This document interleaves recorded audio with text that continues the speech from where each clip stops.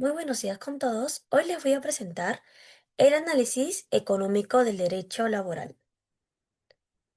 En estos últimos años hemos sido testigos de una gran transformación significativa en el mundo del trabajo, impulsada en la digitalización, la globalización y los cambios en las preferencias de los trabajadores, la llamada economía GG, con trabajadores que prestan servicios a través de plataformas digitales como Uber, Rappi o Fiverr y el teletrabajo, que se potenció a raíz de la pandemia que han desafiado los marcos legales laborales tradicionales.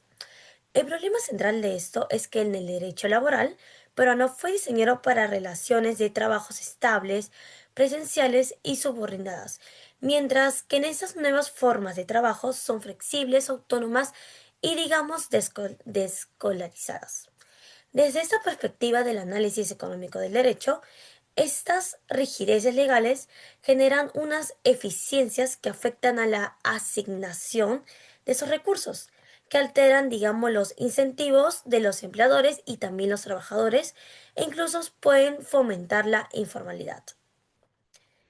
Y en ese caso, ¿cuál es el objetivo de esa exposición? Bueno, en esa exposición buscamos analizar la legislación laboral peruana que responde de forma eficiente a esas nuevas modalidades del trabajo y también qué impactos económicos produce su falta de adaptación, que también usaremos herramientas del análisis económicos como teoría de incentivos, cómo las normas influyen en el comportamiento de los agentes.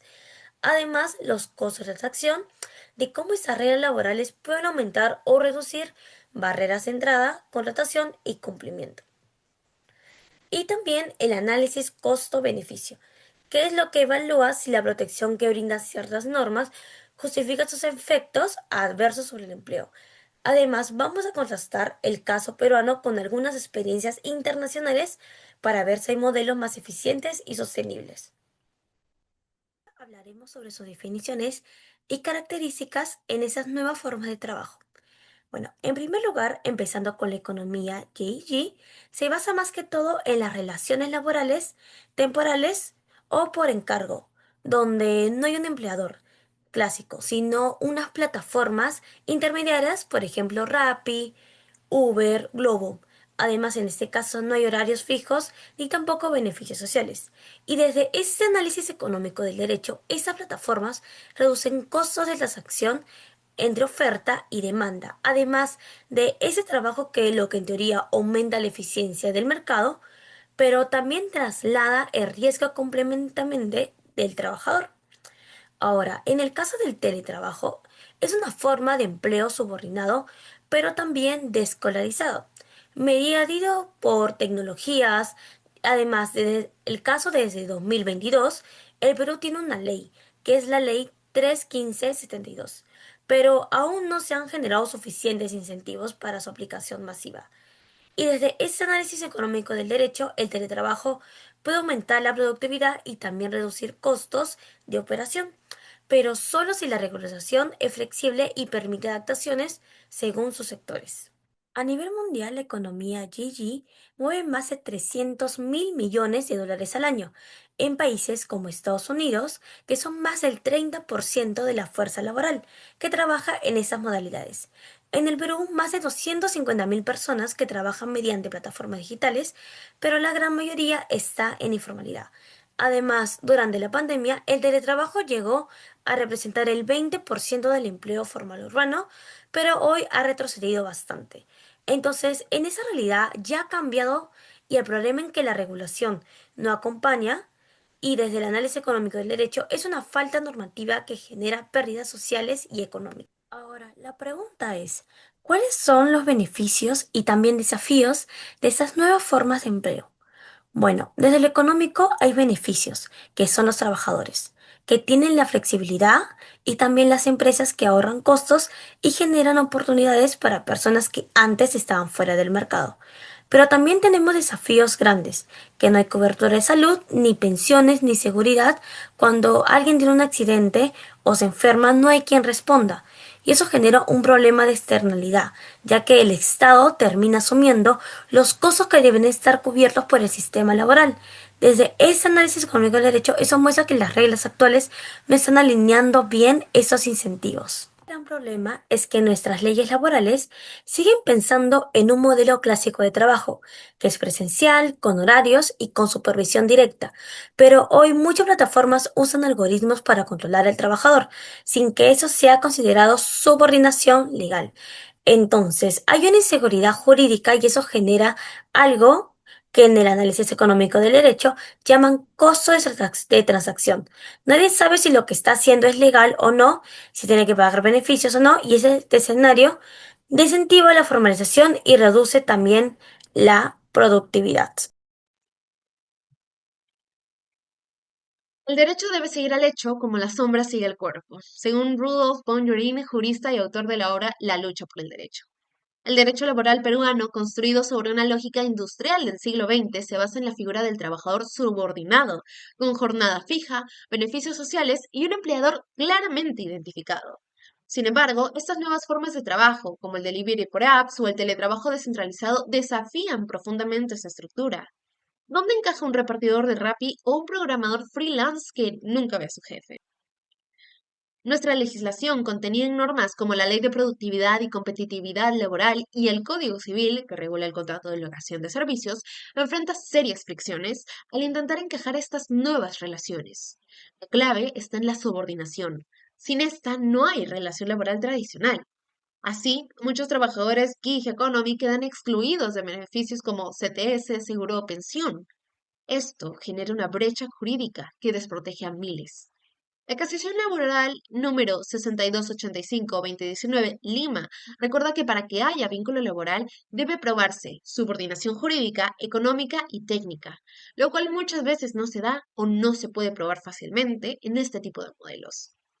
Desde el análisis económico del derecho, esta situación genera altos costos de transacción. Ni las empresas ni los trabajadores saben claramente qué reglas aplicar. Además, hay externalidades negativas. Trabajadores sin seguridad social, evasión tributaria y competencia desleal a empresas formales. Como señala Richard Posner, una buena regla legal minimiza los costos sociales totales y claramente nuestras reglas actuales no lo están logrando. En cambio, otros países ya han reaccionado. Por ejemplo, España aprobó la Ley Reader 2021 que presume laboralmente a los repartidores de plataformas digitales.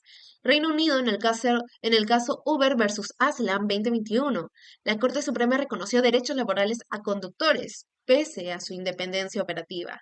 En Chile se aprobó en 2022 una ley que clasifica a los trabajadores de plataformas como dependientes o independientes con protección mínima garantizada. Estos modelos intentan balancear flexibilidad económica con protección mínima al trabajador, promoviendo equidad y eficiencia. Y en Perú, solo se ha avanzado parcialmente la ley número 31572 sobre trabajo, que regula esta modalidad, pero su alcance es limitado y está enfocado en el sector público y privado formal. No toca el núcleo de la gig economy ni resuelve la ambigüedad del vínculo laboral. Además, no hemos legislado una clasificación intermedia como el trabajador autónomo dependiente, usado en países europeos. El Congreso ha presentado proyectos dispersos, pero falta una estrategia legal integral. Por lo tanto, el Perú enfrenta un déficit normativo que erosiona derechos, genera incertidumbre y fomenta la informalidad. Si queremos eficiencia y equidad, necesitamos un marco de activo que reduzca los costos de transacción y corrija las fallas del mercado. Porque como bien dijo Yerin, el derecho no debe ser estático, debe adaptarse a la vida real. El trabajo a través de las plataformas digitales plantea importantes implicancias desde el análisis económico del derecho. Para los trabajadores, este modelo ofrece beneficios como flexibilidad horaria y autonomía. Sin embargo, también implica riesgos. La mayoría de trabajadores de plataformas no accede a seguridad social, pensiones ni beneficios laborales. La inestabilidad de ingresos y la falta de regulación los deja en una posición bastante vulnerable. Entonces, desde el análisis económico del derecho, esto revela un sistema de incentivos distorsionado al no haber obligaciones legales claras para las plataformas. Se fomenta un modelo de contratación flexible que externaliza los costos al propio trabajador, y esto reduce su bienestar y puede generar efectos sociales negativos como precarización o desigualdad. Para las empresas y plataformas, los beneficios son evidentes: menores costos fijos, operación más flexible y rápida adaptación al mercado. No obstante, enfrentan incertidumbre legal y posibles litigios, ya que el marco normativo peruano no regula claramente la figura del trabajador de plataforma.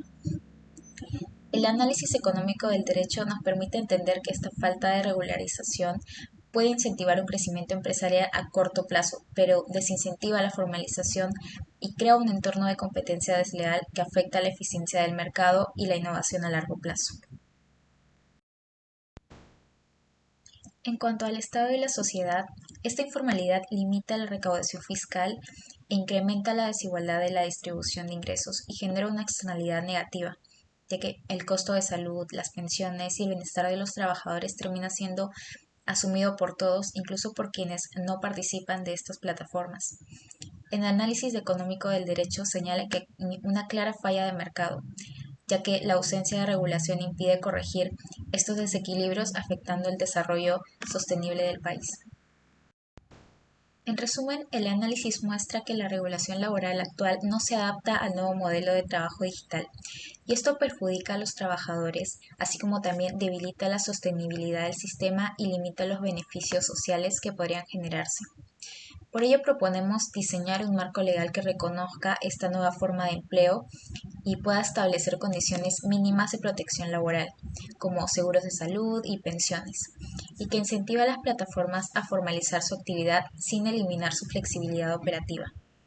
Estas medidas, además de mejorar la calidad de vida de miles de peruanos, permitirían al Estado recaudar más, reducir la informalidad y generar un entorno más justo para todos. En un país como este, con un mercado laboral en constante cambio, es urgente construir un marco legal dinámico, adaptado a los desafíos de la actualidad y que también equilibre la eficiencia de la economía con justicia social.